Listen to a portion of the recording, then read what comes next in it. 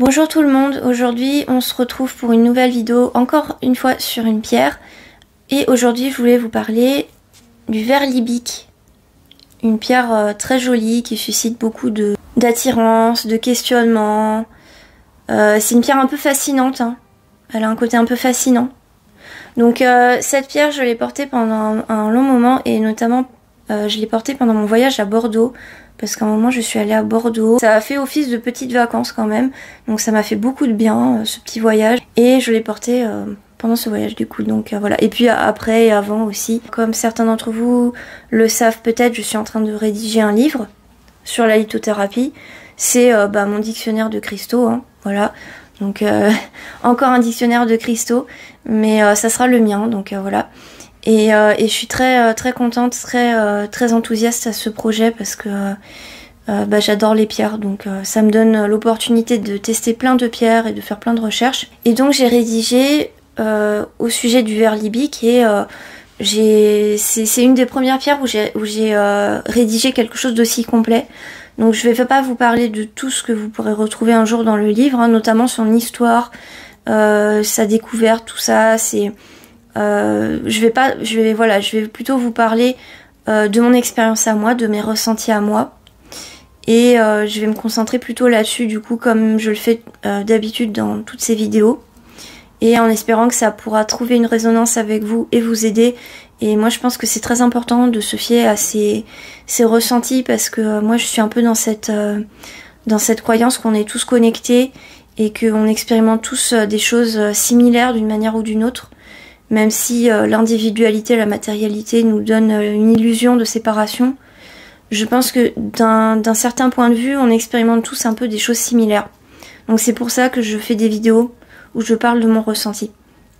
Plutôt que de parler de choses plutôt généralistes, je parle plutôt de mon expérience à moi et je pense que ça, c'est ce qui peut vraiment aider en fait. Donc déjà, j'avais juste envie de faire une petite précision quand même sur sa formation. En fait, c'est pas une techtite, hein, contrairement à ce qu'on peut trouver. C'est pas une techtite parce que la techtite, en fait, c'est un mode de formation particulier. Et alors, c'est un verre naturel, mais c'est pas comme la moldavite. Du coup, ça a pas été formé pareil. En fait, ce verre, il a pas été projeté dans l'atmosphère. Il est resté au sol. En tout cas, c'est l'hypothèse qui est retenue aujourd'hui parce que c'est le verre libique. Pendant très longtemps, on n'a pas compris de quoi il s'agissait en fait. Et maintenant, il y a quand même une hypothèse vers laquelle tous les scientifiques convergent et ça semblerait être ça du coup. Et en fait, ça serait une comète qui serait passée, qui aurait chauffé très fortement le sol, la roche du sol, et ça aurait formé ce verre jaune si particulier, qu'on ne trouve pas ailleurs dans le monde d'ailleurs. Donc c'est pour ça on pense que c'est une comète, parce qu'une comète c'est quand même c'est un phénomène assez rare. Donc cette chaleur qu'elle aurait produite, c'est quelque chose d'assez unique et ça expliquerait pourquoi le verre libique est aussi unique. Alors moi ce que j'ai ressenti avec elle, c'est quelque chose déjà de très doux, de très réconfortant, très apaisant. Avec le verre libique, c'est vraiment une pierre qui est toute en subtilité, toute en douceur et toute en nuance. C'est pas une pierre, en tout cas moi personnellement, ça n'a pas été violent pour moi du tout. Ça a été très doux et j'ai vraiment dû la porter sur une longue période avant de vraiment conscientiser, ressentir tout ce qu'elle avait à m'apprendre. C'est une pierre qui a besoin de temps, qui a besoin qu'on lui accorde du temps en fait et de l'attention pour pouvoir s'exprimer. C'est pas comme les obsidiennes dont je parlais dans une précédente vidéo. Où c'est vraiment coup de poing et là c'est vraiment un coup de poing dans la figure presque. Là non, il faut vraiment être patient et écouter la pierre vraiment et être à son écoute. Comme toutes les pierres jaunes, selon moi, les pierres de couleur jaune, ce sont des pierres qui nous invitent à être plus attentifs au divin qui est à l'intérieur de nous. C'est des pierres qui vont nous connecter au divin qui est en nous, qui vont nous connecter à l'univers et plus particulièrement à cette flamme en fait, qu'est-ce que notre âme est venue réaliser dans cette vie, quel est son but, quel est son objectif, qu'est-ce qu'elle désire, et nourrir cette direction que notre âme veut prendre. Le verre libique, j'ai ressenti que c'était une présence très douce qui veillait à ce cheminement, qui veillait sur ce cheminement et qui qui nous montrait le chemin à suivre, le meilleur chemin pour notre âme, pour nous épanouir et réveiller un peu cette flamme. C'était vraiment particulier avec le verre libique parce que j'ai vraiment ressenti une montée en puissance à la fin de son utilisation. Quand en fait vers la fin où je l'ai porté et puis après je sais pas, j'ai ressenti qu'il y avait quelque chose qui s'était passé et je me suis dit c'est bon, en fait maintenant il n'y a plus besoin.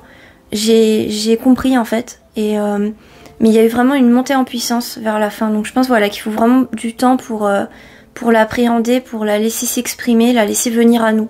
Si vous êtes quelqu'un de trop raisonnable, de trop routinier peut-être aussi, c'est-à-dire vous vous sentez un peu piégé dans un quotidien où vous arrivez pas à réaliser vraiment ce que vous voulez et vous sentez qu'il y a quelque chose qui manque ou voilà, vous sentez qu'il y a quelque chose qui vous manque en fait.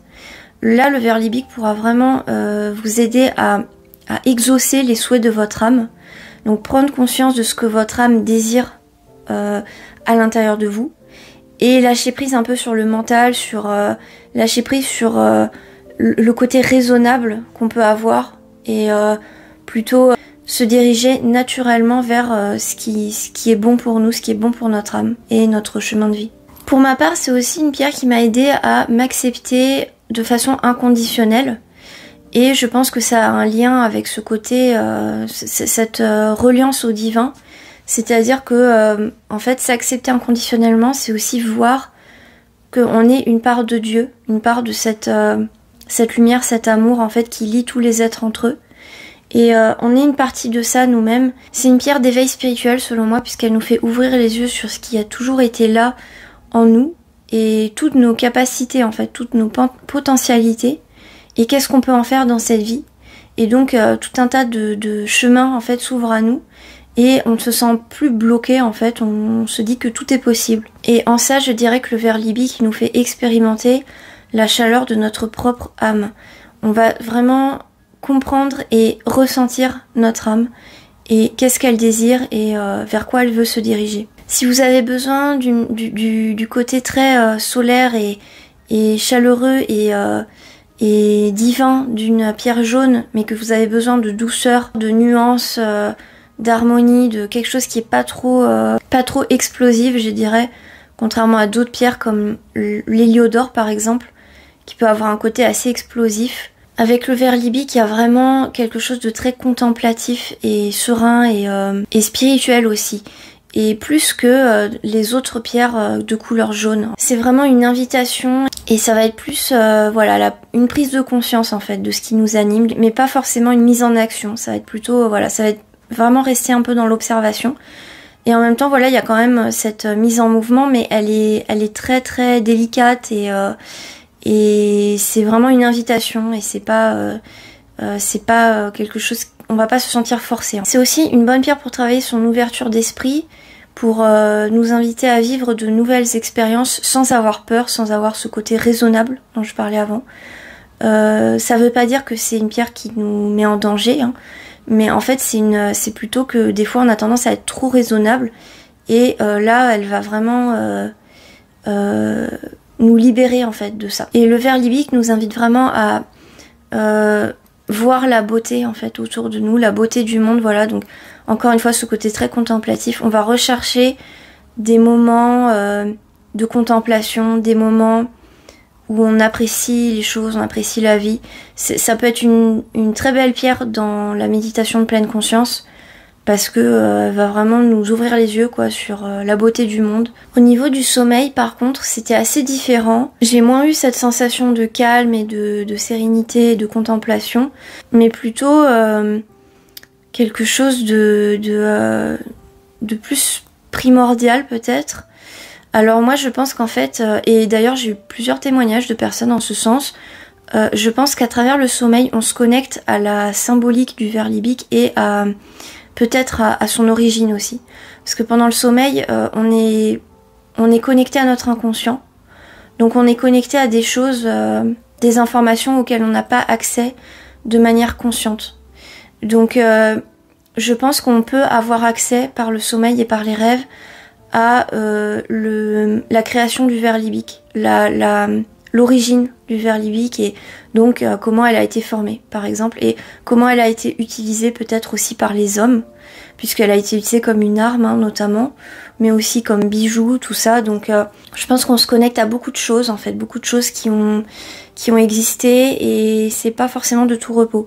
On se connecte à la mémoire de la pierre aussi, ce qu'elle a vécu, ce qu'elle a vu. On se connecte vraiment à la mémoire de la pierre et je dirais l'inconscient collectif, mais au niveau de la pierre. Elle peut nous faire rêver de déserts, des pharaons, des pyramides, toute cette symbolique-là. J'avais aussi envie de parler du témoignage d'une personne qui m'a envoyé un message pour me dire qu'elle avait fait des rêves avec cette pierre d'entités de type prométhéenne. Donc, c'est-à-dire des entités qui descendent du ciel pour transmettre des connaissances aux hommes. Elle a aussi rêvé d'étoiles filantes. Et alors ça, j'ai trouvé ça très très intéressant parce que je sais pas si elle en avait connaissance, mais enfin je crois pas parce qu'après elle m'avait répondu. Mais en fait, c'est marrant parce que justement le ver libique s'est formé par la chaleur d'une comète. Et je pense que ça, c'est un phénomène géologique qu'on peut relier au mythe de Prométhée, qui apporte le feu aux hommes, le feu qui descend du ciel. Donc une comète qui produit une chaleur en fait sur le sol. C'est un peu la rencontre du ciel avec la terre. Il y a quelque chose, je trouve, qui effectivement fait énormément sens. Donc j'avais vraiment envie de parler de l'expérience de cette personne dans cette vidéo. Voilà, c'est tout ce dont je voulais vous parler. J'espère que ça vous aura intéressé cette vidéo. N'hésitez pas à me laisser un petit commentaire pour m'expliquer ce que vous avez pu ressentir avec cette pierre si vous en aviez eu l'occasion. Si c'est une pierre qui vous attire ou pas du tout. Et puis moi je vous dis à bientôt sur la chaîne. Salut!